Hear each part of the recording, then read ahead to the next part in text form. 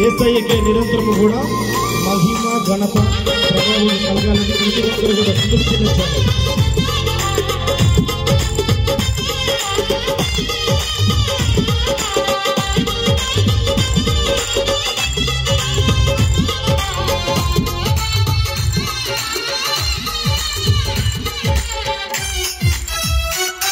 నీ ప్రేమకు చిరంతరం నేను పాడెదను, నిత్యము నీవు కీర్తించుచు నేను కొనియాడెదను.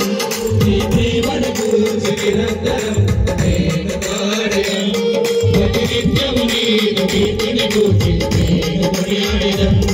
అతిథియుడా ఆశ్చర్యుడా శ్రీమంతుడా